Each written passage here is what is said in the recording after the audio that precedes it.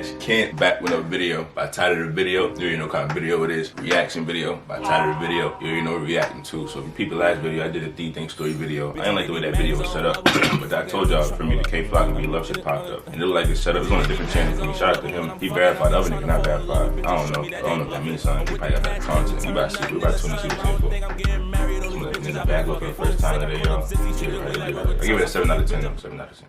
7 out of 10. Again with the violence plaguing our streets tonight, police say a gang war is unfolding in the Bronx with teenagers as the victims.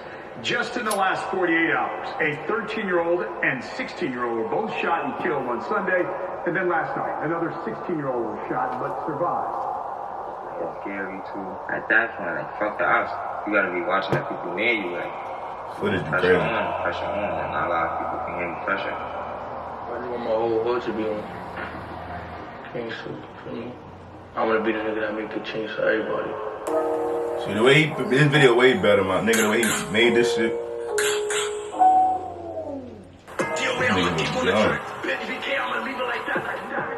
Kevin Perez, who you may know as K Flock, was born Nigga in name is Kevin, y'all. I know funny shit. All my life, I would never thought that nigga name was Kevin.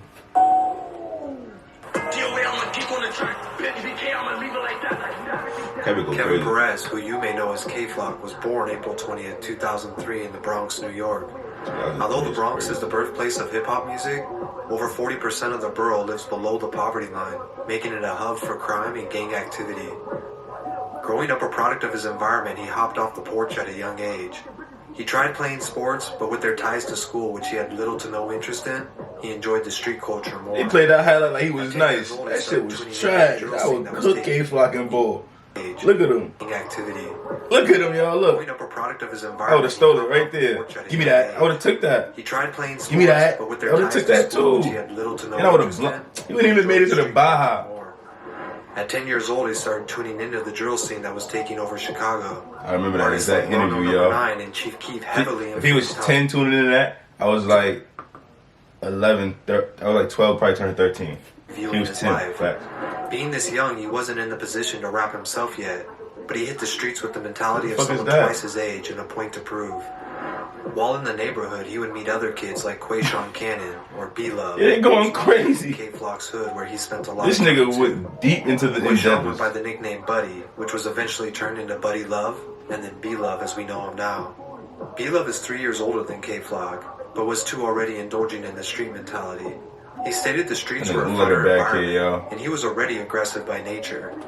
He'd rather be outside fighting than sitting in the house all day.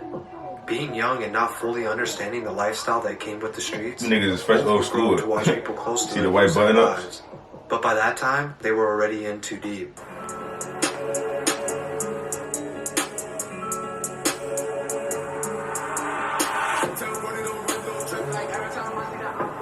They would grow to start claiming a set called Sevside. Sevside is a combination of a few cliques like Sex Money Murder and Backballer Brims, who like any set are at war with a few other gangs. The YGs and OGs are the main ops of Sevside. Just like in Chicago, the gang war is taken seriously, meaning even family members can become enemies. Give me Chicago vibes, I ain't gonna lie. K Flock and B-Love would create a brother-like bond over the years. While still heavy in the streets, B-Love decided he wanted to start recording tracks. He started writing and considering taking music seriously as a possible way out. Although he recorded a few songs, he wasn't satisfied with how they came out, so he held off on releasing them. B-Love would soon find himself in trouble with the law and had to sit behind bars. Although the full story isn't public, he has stated that someone close to him turned their back on him, leading to his conviction and changing the way he viewed the streets as a whole. While this is happening, K Flock is making more enemies than friends, running drills in ops neighborhoods and going live on Instagram, taunting them every chance he got.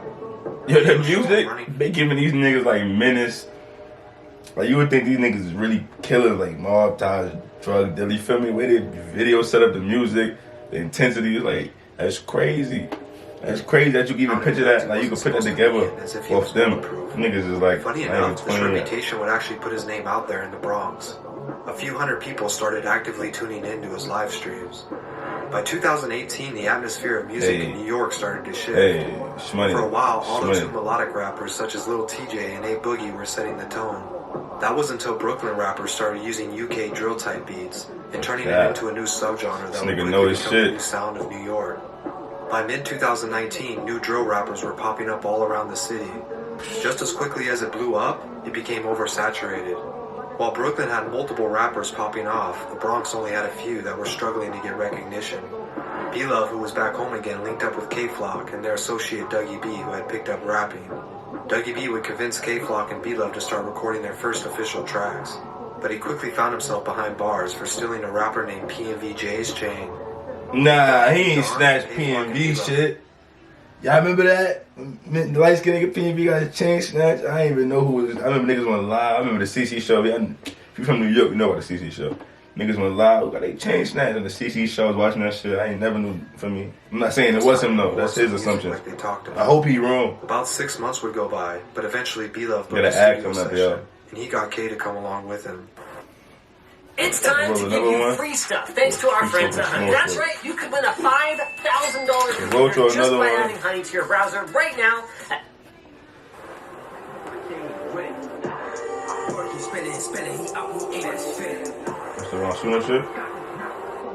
On May 26, 2020, K-Flock dropped his first song titled FTO, a remix to 22G's Blicky freestyle.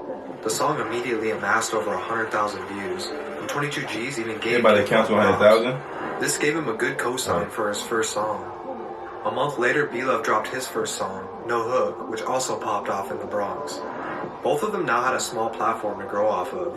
You see how many niggas is with them? That's how much support they got. That's what you need as a team, y'all. If I could, for me, growing up in like a city, cause I don't live in New York no more, y'all, for me, but in New York, I would still be there, like growing up in a city when you're in your hood and your projects, and your whole hood fuck with you, that's your cult right there. Whatever you do, they gonna follow, for me. Cause my nigga Josh Sad, he going crazy.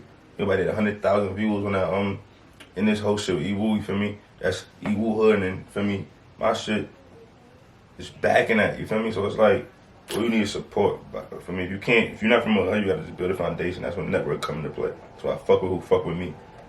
At least once a month, also collaborating on a lot of them. With all the attention they were now getting for their music, it also put a large target on their backs as well.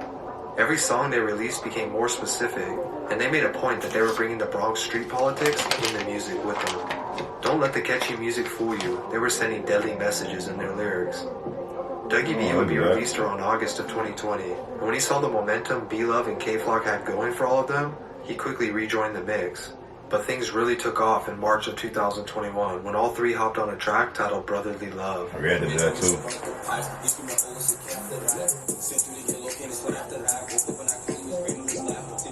What's that move? I see all the other shit, but when they go into their foot, if they hand, what the fuck is that called? The first month it was out, it would get over 1 million views, and it really put all over the map. People started tuning in outside the Bronx now too, making the numbers of their old songs. I got posted on Futures too. My video on Futures. They brought a new twist to the neighborhood drill, building on what Brooklyn started, but adding their own sauce. After this, their songs were easily touching the 1 to 3 million view range. But make no mistake, they were still in the middle of a war. Things between the Sev side, the YGs, and the OGs was really heating up. And the crazy thing about it was a lot of people involved were from the ages of 12 to 18. Unlike other gang wars we've seen in the past, these kids were younger and wilder, willing to risk everything for their side. It came to light that K-Flock was even beefing with his own cousin and rapper D-Thang.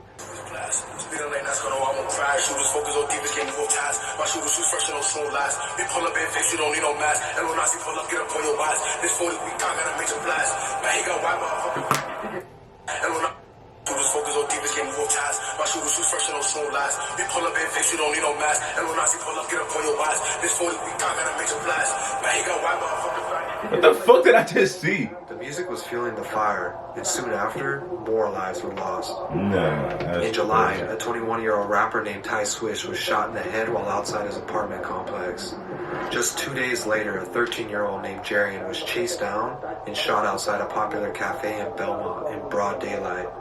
It's not confirmed, but it's rumored that this was get back for Ty Swish.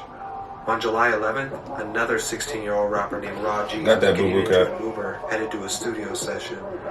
Two men on scooters rolled up on the Uber and shot him. He had mocked the death of Jarian on social media just hours before that. To paint the picture, in just 1 week, 3 lives were taken from this war. Amidst all this, B-Love released If You Know, You Know, and K-Flock dropped Is You Ready, which contained a few lines about his cousin D-Thang. Both would get over 7 million views simultaneously, and even getting radio play on Hot 97. His cousin wasted no time releasing his own diss song, Talk Facts, mocking the deaths on their side. To B-Love and K-Flock, Chicago took a train in New York, y'all. Blowing up. I always say that shit. Herbo would soon after hop on Look, K-Flock's remix. some niggas in Chicago's on the train. If that wasn't enough, he soon got a feature on In the Mood with Lil TJ and Fabio Foreign. Yeah, This would officially bring the Bronx drill scene to the mainstream. Both are rumored to be involved in signing record deals as we speak. Hopefully this will be enough to get them out of the area. We can only hope that they manage to stay out of trouble so they have the opportunity to reach their full potential and leave the streets of the Bronx behind. I ain't gonna lie, I'm fucking with that. That was a better video than the other one. The D-Thang shit. I mean, he could have made the other nigga that did the video was trash. I'm tight. But I'm fucking with that. That was very informative, very, very interesting. I'm smacked. I learned a lot about these niggas. It's crazy how you can make these niggas lives like on some Chicago shit. Yo, these niggas is not even 20 yet. You already could format videos and put stories together and real records and shit and put pictures up of, yo, these niggas living like, told you, a Chicago train went straight to New York. It went crazy. It went bad and good. They gave us a new outlook on music because really in reality, when I was young, New York was not fucking with Chicago type of shit. You was listening to that shit, but rap, you could not be from New York rapping like that. But then that shit just, you feel me? Now New York gave it the source. Now it's, you got Bronx drill, you got Brooklyn drill, you got Chicago drill, you got, feel me? But that looks so Please don't let me be misunderstood. Wait, hit the sub button. Trying to get on my mom's crib. Y'all know that. But y'all know slow. Please don't let me be misunderstood.